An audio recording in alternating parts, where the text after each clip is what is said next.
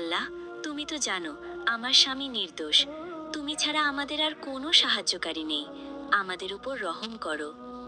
এদিকে কারাগারে আব্দুর রহমানের দিন কাটছিল অবর্ণনীয় কষ্টে।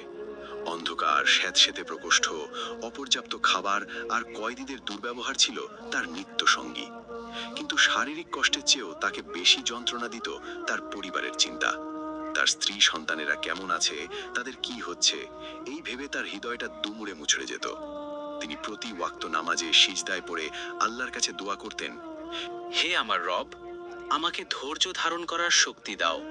আমার পরিবারকে তুমি রক্ষা করো। আমি জালিমের বিচার তোমার উপর ছেড়ে দিলাম। কারাগারের কঠোর নিয়ম আর অমানবিক পরিবেশের মধ্যেও আব্দুর রহমান তার সততা ও উত্তম চরিত্র হারাননি। তিনি অন্য কয়েদিদের সাথে ভালো ব্যবহার করতেন, নিজের সামান্য খাবার থেকে ক্ষুধার্তকে ভাগ দিতেন এবং অসুস্থদের সেবা করতেন।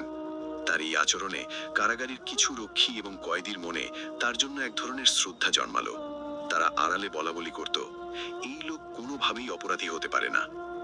বাইরের জগতে আমিনার সংগ্রাম তখন আরো তীব্র হয়েছে। অনেক চেষ্টার পর তিনি শহরের এক প্রান্তে এক বয়স্ক দর্জির কাছে সামান্য বেতনে কাজ পেলেন।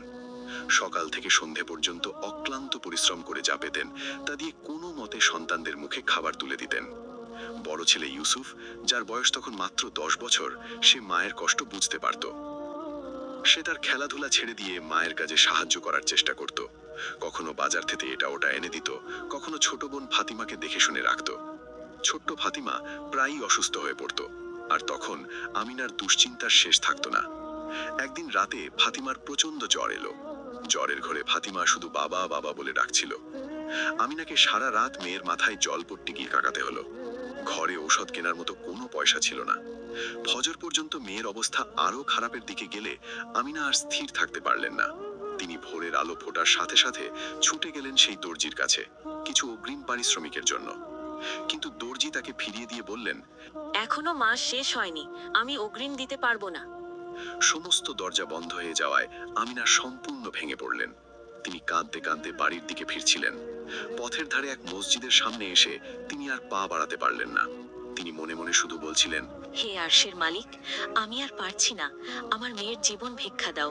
আমার স্বামীর ওপর হওয়া জুলুমের অবসান ঘটাও। তুমি ছাড়া তো আমাদের আর কেউ নেই।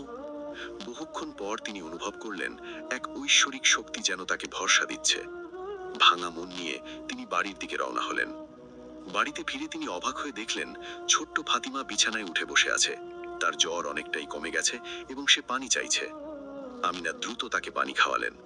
মেয়ের অবস্থার এই আকস্মিক উন্নতি দেখে তিনি বুঝতে পারলেন যে এটা কেবলই আল্লাহর রহমত।